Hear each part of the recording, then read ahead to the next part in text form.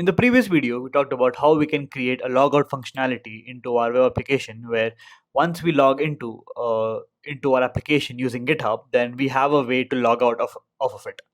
And while we were implementing that, we saw how we can do that using simple jQuery on the client side, where we have an Ajax setup to make sure that whenever we have some particular types of requests, then we all have the XSRF token ready for security.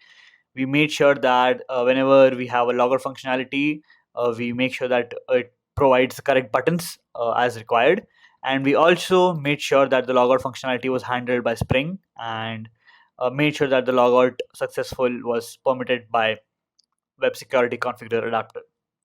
So we had a pretty simple basic OAuth 2 app ready, where we could log in using GitHub, get the data back. So we got the data back using principal or get attribute using OAuth 2 user, and we printed out the name of the user using that. And in the next set of videos now, in this video, in the next video, we will talk about adding a new application to our OAuth 2 application, a new way to actually get authorization. And in this video, we'll be using Google to do that. So Google is pretty much used everywhere for OAuth 2, and Google is a very important uh, company where people definitely will have a Gmail account most of the times, and they will definitely prefer using Google for the OAuth 2 authorization. So it's much easier, much straightforward to use Google than GitHub for people who don't know what GitHub is and who just have a simple Google account. In this video, we'll see how we can actually implement or add Google OAuth 2 within our application with very simple changes. So all we do is add one line of code in our index.html. So we add one line of code here, and we just update our application with this. So we'll talk about how we can get this. So similar to GitHub, we also need a Google client ID and client secret, and that way we can have a Google setup to make sure that it helping us with authorization.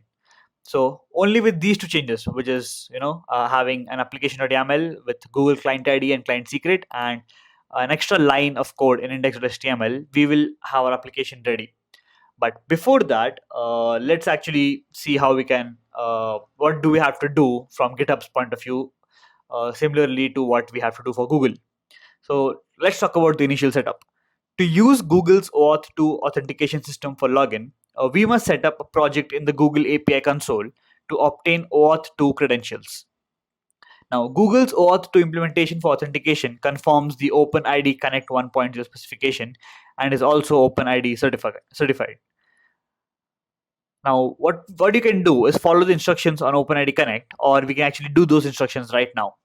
And once we complete our OAuth 2 credential instructions, we will have the OAuth client secret and client ID, which will help us with these values here. And as we did for GitHub, we would also need to set up a redirect URI, which we redirect to once we come back from Google's authorization. So we need to set that up in our project as well.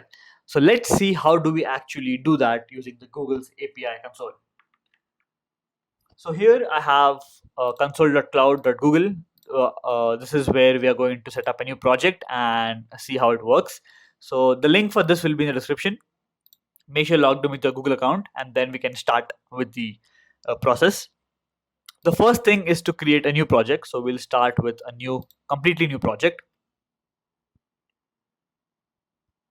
And we'll see how this goes from the beginning to the end. So let's have a project name. So this is going to be Spring OAuth 2 Google, and no organization for now. And we do a create.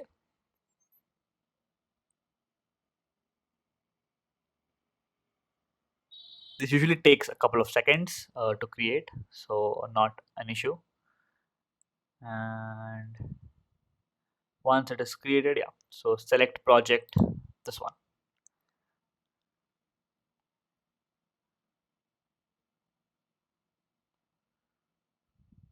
Okay, so now we are inside Spring OAuth 2 Google, and this is how our dashboard will look like. Now we need to go to credentials. So let's click on credentials, and then we need to set up our OAuth 2 consent screen and also set up our client ID and client secret. So we get this warning that we need to configure the OAuth 2 consent screen. So let's do that first. So go to configure consent screen. So this is basically the page we come up to when we click on sign in using Google, right? So what do we actually want inside that page, and what should that page look like? For the purpose of this tutorial, we'll be using the external user type where anybody can test with a Google account.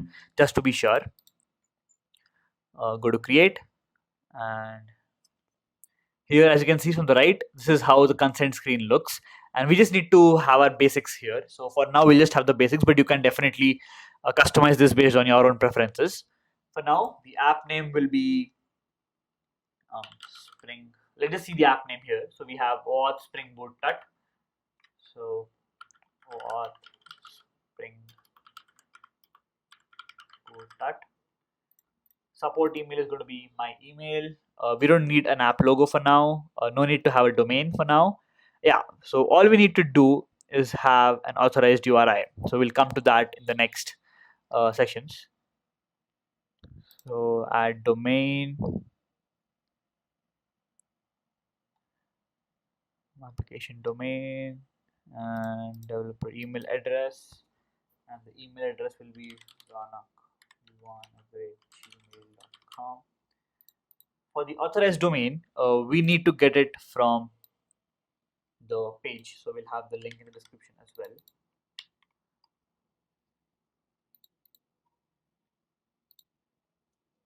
So we can just close this for now, do a save and continue, and see the redirect URI specifications here. So no scopes needed, no test users needed, and looks almost good. Let's just hit edit once, and no redirect URI here, so good to go. Save and continue, save and continue, save and continue, summary, back to dashboard. So now we have configured our consent screen, and the next thing we need to do is generate the client ID and client secret. So let's do that now. So for that, we can go to credentials, and now we have to create credentials. So we need an OAuth client ID. So let's click on that.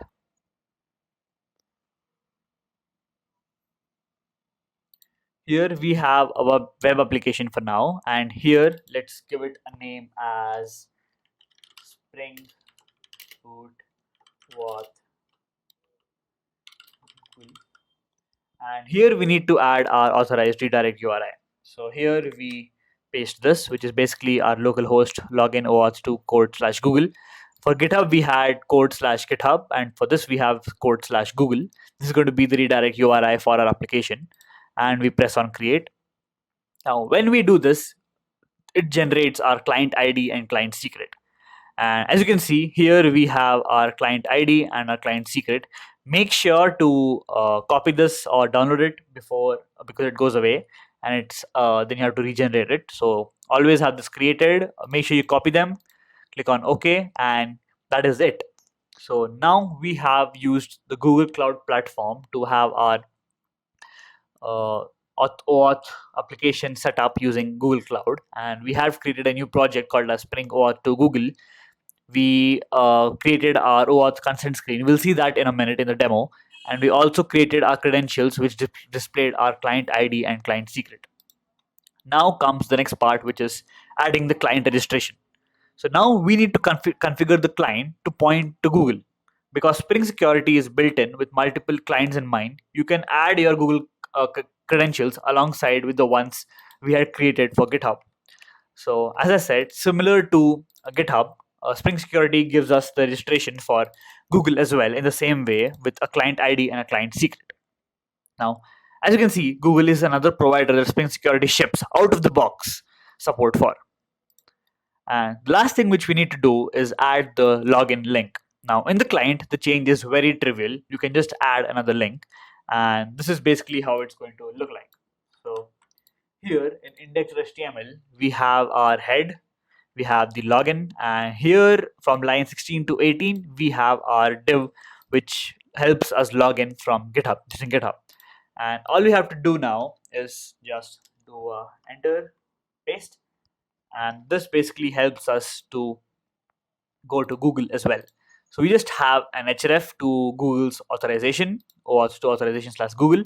And when we click on this in the HTML page, we will be sent to the Google's consent screen. And from there, we come back to our application and it displays our name.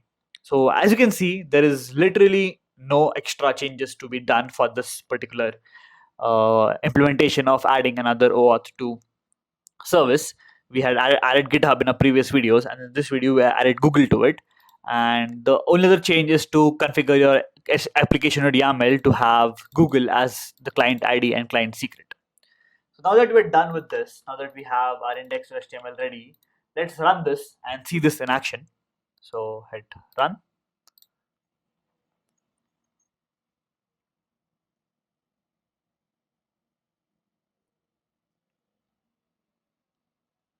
So we have our application up and running. It'll just take some time and then we can start doing it. Now, while this is happening, usually when people use an OAuth 2 feature, what they do is, okay, so the port was already in use. Let me check what's the issue. Yeah, I had a different web server on that particular port. So let me just, yep, let me just make sure that the port is closed and then we can get back to our application. So let's run it again. I have closed that port now. So as I was saying, whenever people have an application where they are using OAuth 2, they make sure that they save or they hold data about their users locally, even if the authentication is delegated to an external provider. So there are two ways to do this. First would be to choose a backend for your database and set up some repositories using Spring Data for a custom user object that suits your needs and can be populated fully or partially from the external authorization such as GitHub or Google. The other thing you can do is implement and expose OAuth to user service or to call an authorization server as well as your database. Your implementation can delegate to the default implementation, which will do the heavy lifting of calling the authorization server. Your implementation should return something that extends your custom user object and implements OAuth to user. So all of this information about adding a local user database can be found in the description below in the Spring's official documentation. And that way you can also add a simple database to track your users who are authenticating using an OAuth 2 service as well, rather than just logging in using a sign up or a login page on your own application.